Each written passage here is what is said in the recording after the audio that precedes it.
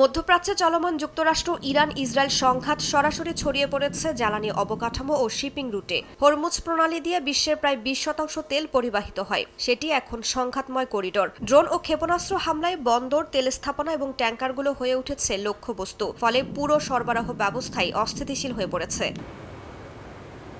বিশেষজ্ঞরা বলছেন, বাজারে সংকটের প্রকৃত ধাক্কা এসেছে উৎপাদন ধ্বংসে নয়, বরং পরিবহন ব্যবস্থা ভেঙে পড়ায়। এখন পর্যন্ত অন্তত 21টি বাণিজ্যিক জাহাজ হামলার শিকার হয়েছে বলে তথ্য পাওয়া গেছে।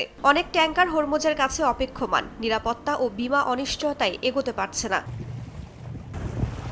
এই পরিস্থিতিতে ওপেক প্লাসের ভূমিকাও বদলে যাচ্ছে। আগে যেখানে তারা মূলত মূল্য নিয়ন্ত্রণে মনোযোগী ছিল, এখন তারা সংকট ব্যবস্থাপক হিসেবে কাজ করছে। সৌদি আরব ও রাশিয়ার হাতে থাকা অতিরিক্ত উৎপাদন ক্ষমতা এখন শুধু অর্থনৈতিক নয়, কৌশলগত সম্পদ। তবে বাস্তবতা হলো, ওপেক উৎপাদন বাড়াতে পারলেও সমুদ্রপথের নিরাপত্তা নিশ্চিত করতে পারে না।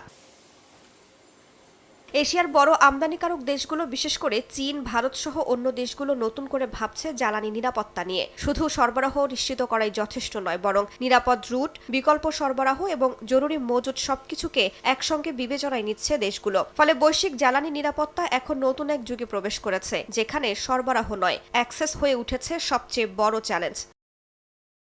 রাইসা জান্নাত, সময় সংবাদ।